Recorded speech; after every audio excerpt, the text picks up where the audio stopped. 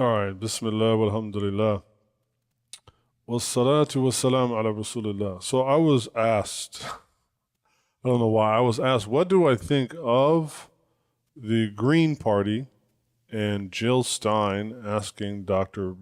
Bilal Ware to run on the ticket as the vice president?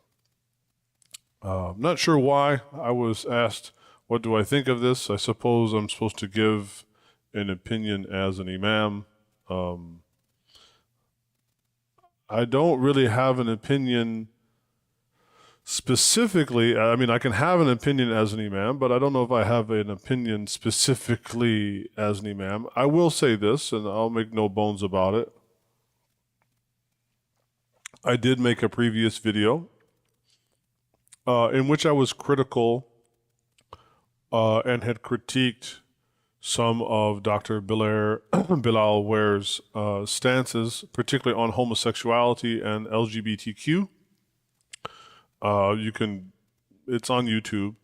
And as I had said in that before, like I really didn't want to make it like one of these typical internet, contests of Clash of Titans or something. But nonetheless, some statements that he had made publicly about homosexuality and LGBTQ were definitely misguided and not in conformity with A, what would be pleasing to Allah, and B, of course, just mainline standard Muslim practice in terms of that.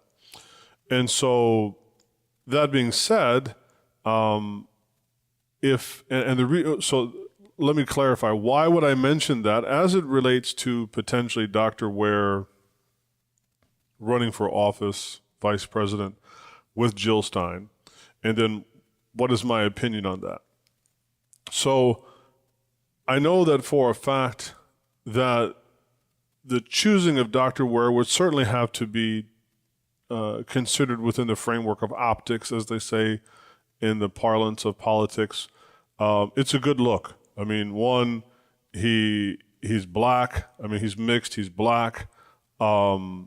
And so that's always a good optic these days to show some type of diversity. Secondly, he is a Muslim, and given everything that's been going on with anti-Muslim rhetoric and the war and the genocide in Palestine, specifically against the Muslims and against the Palestinians in general, sure, it looks good to have it there. But we're not, or we would not potentially be voting for or electing Dr. Ware to do Islam. And so the reason why I put that out there about some of his other problematic statements is that he has some issues that I think are worthy of criticism Islamically. And so if I'm not looking for him to do Islamic things per se, then I have to look at, well, what does he bring to the table in terms of his capacitance for governance? I'm not aware of Dr. Ware having any job history that would be applicable to that. I mean, I know that Dr. Ware is an academic and teaches, but what does that have to do with policy making and other things? And so my short answer is I don't really have a lot to think about it because, one, personally, I don't think that there's much of a chance of anything happening with it. Of course, Allah knows best. But secondarily, I think it's a bad move for the Green Party to pick a candidate like that, because I think it's another kind of race to the bottom of the muck of American politics, which is, one, everything is to do with optics and how things look. And so, Kamala Harris is a perfect example of that, right? She's an absolute atrocious politician. She didn't have to get voted or elected or anything to get the nomination to run at the front of the Democratic Party. She just had to hang around and wait for Joe Biden to kind of do a weekend at Bernie's, and now she's just been thrust forward upon the Democratic constituency as their frontrunner candidate. She talks nothing about policy. Her only rhetoric, if you were to kind of summarize, is basically vote for me because I'm not Donald Trump. And then, of course, the converse, Donald Trump, is vote for me because either I am Donald Trump, which what did you really do, right? Or vote for me because I'm not Kamala Harris and I'm not Joe Biden. And so with both of those candidates, you're not really getting very much into the weeds. Yes, I'm very well that you can go to the Green Party's website and they have some policies that they stand upon, but I feel like in putting forth a person like Dr. Bilal Ware, that it speaks more to playing this kind of optics game of style over substance. And so it doesn't give a lot to really think about or to be very happy about or to get very excited about.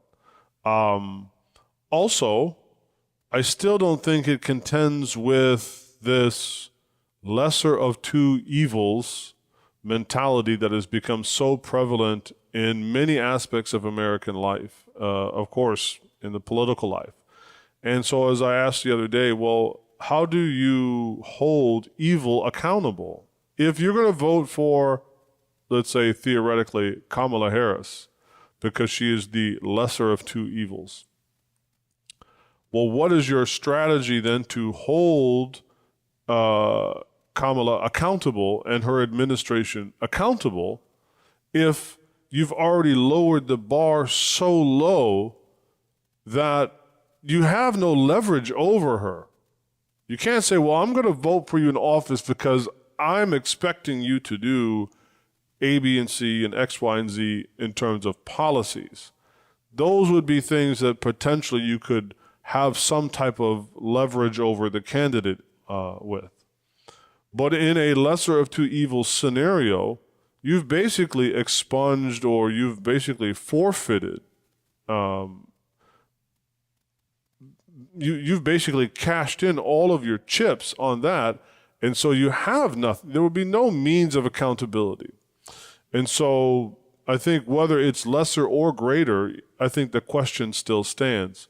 How can you hold evil accountable if you've preemptively made a choice that will tie your hands of being able to, right, enforce any kind of accountability? And in many ways, in my opinion, just I'm not really speaking as imam per se, although it's not completely immune from that, is that as it relates to what we just said, well then how do we then, if we're also going to vote for Jill Stein as a kind of lesser of two evils, how then do we hold them accountable? I think there's also the system itself. And I'm not speaking here from a utopianist point of view that the American system is flawed and there's this other system out there that is perfect, that just isn't being made use of. There's no such thing as perfect human systems. But this is a pretty bad human system. And it has a lot of flaws that are starting to really reveal themselves, I think, now that the system has, the system has been running for a while now. It's been running for a couple of centuries. And now we're really starting to see what happens when the flaws of that system are now laid bare. And so without there being some really heavy-handed laws that would outright ban corporate contributions, because I think even that name, I think we should rename one when corporations or wealthy individuals, they are not making a contribution. I think that's got to be, you talk about, Orwellian language or doublespeak or whatnot. I think there could perhaps be no better example of how absolutely ludicrous that is. They are investments, right? So whether we're talking about billionaires like Elon Musk or Bill Gates or all the other unnamed millionaires and billionaires, and of course corporations, they're not making contributions. It's not like me and you making sadaqah, helping out the poor, helping out the needy. Absolutely not. What they are doing is they are directly investing in their futures. They are directly investing in their agendas. And they are directly investing to be able to control and to manipulate outcomes. So the language itself is very much Orwellian doublespeak. It's not nobody's contributing to anything. Second, so I think like if there's no way to simply cut off the snake's head of money entering into the system, then I feel like we should just simply try to content ourselves with living whatever good lives that we can live, try to do as much good as Allah will allow us to do, and try to enjoy our lives for the few years and decades that we're here. That might sound terribly defeatist. It's not. It's actually just trying to put the focus on things that really matter, which is not this life and it is the next life. And so, to answer that question, I don't think much about the appointment of Dr. Bilal Ware. And I'll say this, so again, I don't want it to come off like this is just my personal axe to grind with Dr. Ware. I think the other thing that I think is a little disappointing is that when a situation like this develops, and there's a third party candidate, the Green Party, and then they're going to run against these two establishment candidates, and they choose a Muslim. I kind of get the feeling that Muslims are so surprised and enamored, like, wow, like one of us is there. Like, well, number one, I mean, Muslims are very capable people. And that's not to take anything away from the achievements of Dr. Ware. But Muslims, for centuries, have always been very, very capable. Our community has a reliable track record of producing people of great intelligence, people of great integrity, people of great imagination. So, my point is, don't think that, oh, wow, like this is such a wonderful, one-off, unique opportunity. No, actually, we could be doing this kind of all the time. We could formulate our own parties. We could formulate our own alliances. There's so many things. And I think maybe lastly, to finish on this, another reason why I'm not really all that excited about Jill Stein asking Dr. Ware to run as her running mate is because from the Muslim point of view, right? Because people are like, well, what are you thinking, man? What do you think about? I said, well, number one, what do you think about America? What do you as a Muslim and what do we as Muslims, what do we want out of America? And I've asked this question several times before. And what are the reasonable expectations that those demands can and will be met? And then what are we doing to work towards them? I think until we kind of come up at least with a sketch, like we need a sketch of what it is. And of course, what I may want from America and what you may want from America and what she may want from America. And right, of course, we all are individuals and we'll have there will be some variation in there. But this is also what it means to be a Muslim, which is to come together and to first, before we get to the individual wants and proclivities, we have to get to what the group needs are. What do Muslims in America need first and foremost to be in America? Like, what do we need out of this place to be here, to be able to be Muslim, to function in the society as Muslims, not as closet Muslims, not as closet religious people, but as openly practicing Muslims, and to propagate that to our next generation of children and to the next generation of people that will be interested in Islam to enter into the religion, to embrace Islam. What do we want? Right? We need to determine that. Then once we get the needs hammered out, what do I need America to do? And also, what do I need it not to do? Like I need it not to constantly be in a state of conflict.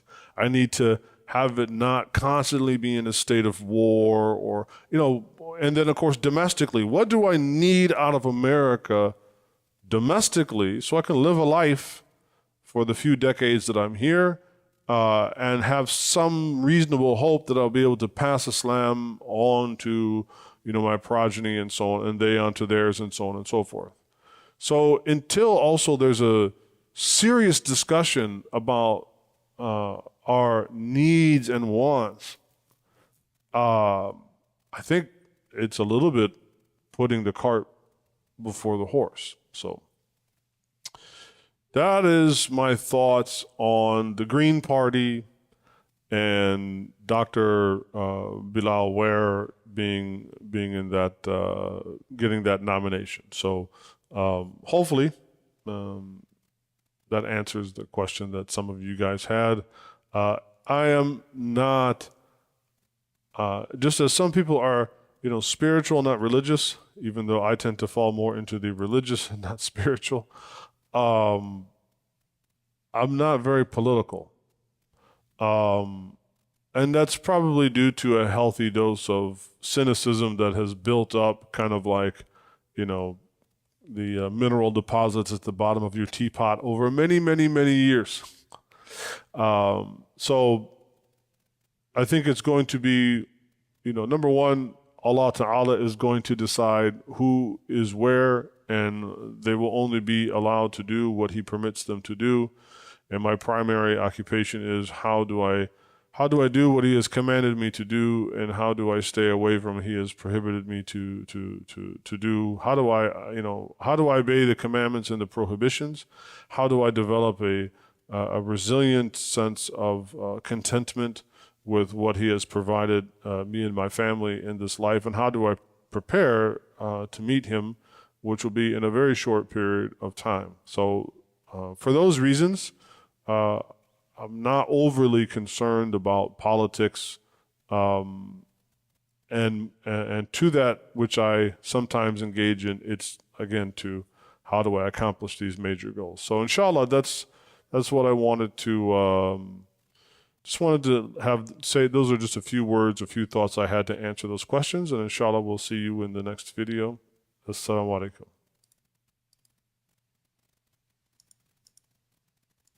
Yes, can I help you?